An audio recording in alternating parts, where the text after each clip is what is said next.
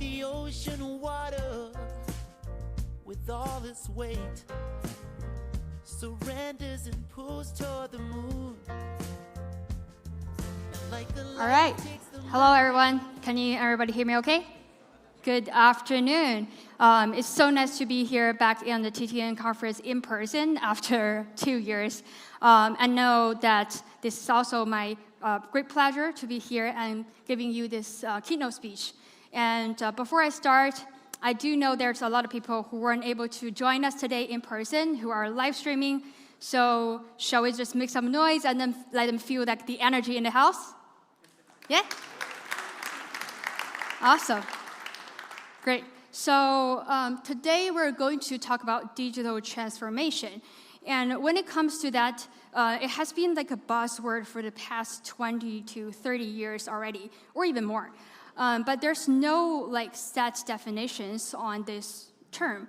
One of my favorite explanations of it is use of technology that enables the company to become more efficient and productive, which sounds very straightforward and clear, right? But surprisingly, in real-life projects, not a lot of the companies were able to achieve these simple objectives. But today we're going to talk about, and maybe a lot of you guys already know that digital transformations covers different types of technologies. And you can see all the things listed in here and a lot of activities. It range from a very simple digital marketing strategies to maybe building up a very complex, successful digital twin systems.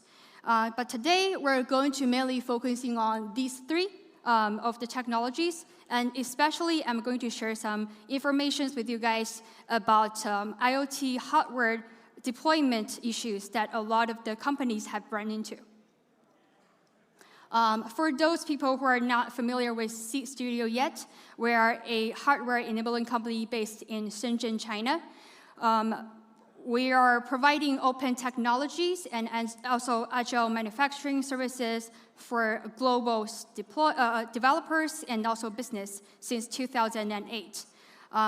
Over the past 14 years of development of the business, we have gradually switched and evolved from providing simple open source hardware to building and supporting industrial level kind of products and also solutions. So with that being said, after all of the years working with our partners, developers, system integrators, we have developed, there are a bunch of challenges has been met no matter what verticals you're in, no matter what usage or the business size. So over here, you can see I've listed out the top 6 challenges. There are no particular orders in between of them, but they do have a very strong correlations, which means that in the beginning of a project or a company, they could also only have one of those challenges. But with the project evolving, it could develop to multiple of them and eventually lead to the failure of the project. And luckily, we have some solutions for it. First of all, with the LoRaWAN technology, that we're able to now give the options of our customer to build a separate system apart from their existing systems, and with very low power consumptions, and it's easier to deploy. In this case, it mitigates the worries for the customers to be, it mitigates the possibilities of the customers to be worried about, having influences on their current systems. But on top of that, we are adding cloud AI on top of it, and which gives a lot of opportunities and solving a lot of problems when it comes to employees when they're accepting and learning about the new systems. However, with all of the solutions we have so far, we're still looking to some limitations. For example, the limited bandwidth when you're using LoRaWAN technologies, and also the data security concerns, as well as when it comes to the cloud-based computing, there's high cost and also latencies. So SEEED, we took a step further and added on edge computing, which is embedded AI on the IoT devices, which ideally is able to bring the whole solution into the next level and tackle all 6 of the problems. So starting from the beginning of this year, we're able to officially introduce 2 sets of our official AI embedded hardware solutions. This is the first one, which is called the SenseCap K11100. It's a sensor prototype that is able to enable people to build LoRa devices and AI embedded. So you can see clearly here, we have a well terminal devices, which is giving the opportunity of running edge computing on it and training for tiny ML modules. And we also have a AI embedded vision sensor module, as well as a E5 LoRa module. Oops, it's going a little bit faster. But going with, combining with 3 other most commonly used sensors in this whole package, our ideal situation is to help developers and our users from different technical background, different technical level, to be able to build their customized AI-based LoRaWAN sensors from the scratch, and also deploy their AIoT projects within only 10 minutes. Apart from the devices itself, this kit is also pre-integrated with multiple cloud servers, which means that for a developer, it will be easier for them to choose the suitable ecosystems when they're building their projects. And also, the kit is also fully integrated and compatible with C Studio's wild groove sensor portfolio, which covers more than 400 modules that you can extend and play around. On top of that, we do also offer some courses and trainings from people who are very entry-level to teach them how to work through and start building your own AIoT devices. So for those people who are very interested in this, my coworker is giving another workshop online right after this keynote speech, so you guys can check it out and have a more overview understanding of how easy it will be to use this kit to build your own program. And that's pretty much it for the first product. And let me introduce the second one. This is our A1101 AI Vision LoRaWAN sensors. It's built for outdoor. Compared to the prototype kit we have, this is something that's already come with a embedded camera and is able to be deployed right at a minute with the IP66 enclosure surviving in the outdoor environment. As long as, of course, you build the AI module needed inside. As you can see over here, we have a lot of usage scenarios that you can explore and play around. The very first project that we actually made with this Vision AI sensor and also have a demo run is that we deploy one of them in Sichuan province in China and having them tracking the habitat of pandas. So we're able to detect where they are by capturing pictures of them. And this is actually our CEO deploying the sensor by himself. And on top of that, after we have built the demo and tested run, everything is okay, we gradually have built 2 more of the ready-to-use AI algorithms and modules inside, which is already embedded in the current product. This is the first one, which is a human detection module. As you can see on the very right of the picture, this is the actual picture of when we're doing the AI training, data collections, and also calibrating.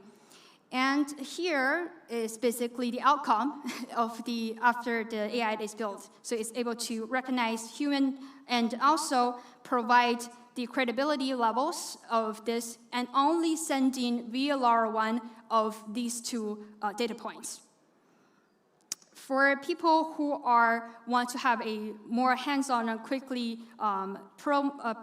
demonstration and also product deployment, we also support our customers to have a free access to our SenseCap server. So similar to all of our other regular LoRaWAN sensors, the devices itself is able to be configured via Bluetooth and then directly go on our app or dashboard, and you can see all the data you wanted. And the second module we have built is a meter reading module. As you can see in here, that we will require the certain set of information being put there, such as the set point and also the range. But after the module is trained, we're able to track the movement of the scale. In that way, the AI run on it and also provide the actual result of the consumptions as the final results via the cloud to the server. One thing I do need to mention that is this module is also suitable for both pointer scales and also numerical. So you can choose whatever. But there's one tricky part is that all of those meters around in the market, all of their design of the scale is different. So when it comes to a new scale, we usually need to build on a new AI module on top of it. But it only takes around 1 or 2 weeks, so that should be a problem of deploying it. And apart from the existing AI module we have built, we also are exploring and encouraging our customers to use a third-party online AI module building platforms to build their own module based on their need of the projects. This is a simple 4-step workflow that people will be using these devices of. And here are some of the platforms and tiny machine learning platforms that we use is already integrated and with the devices, so you guys can give it a test around.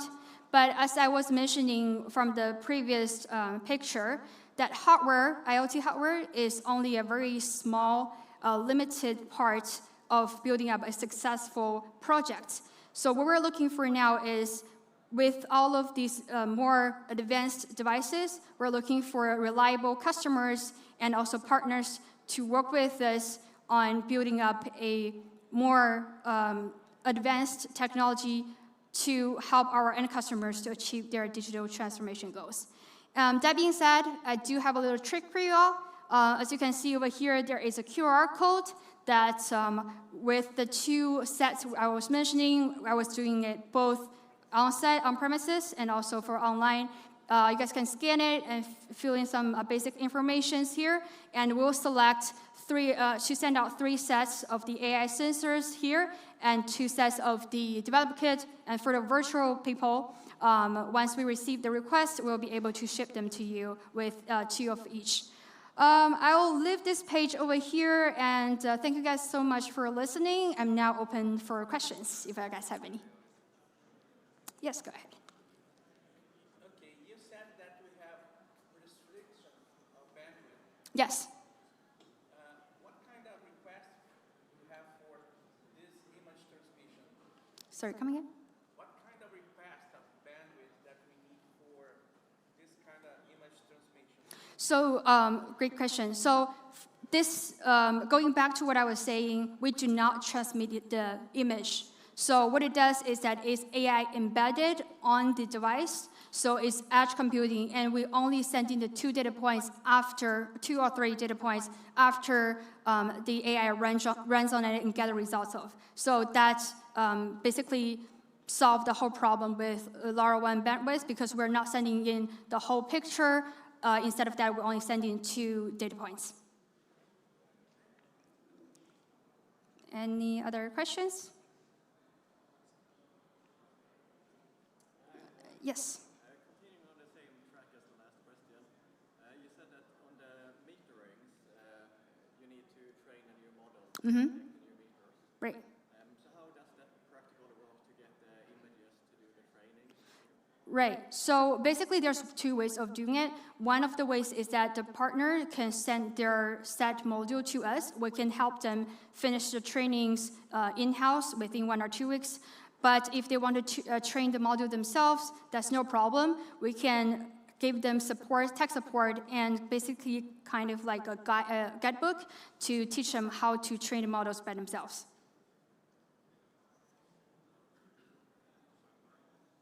All right. That's it. Thank you guys so much. And then enjoy the rest of your speech and stay here. Thank you.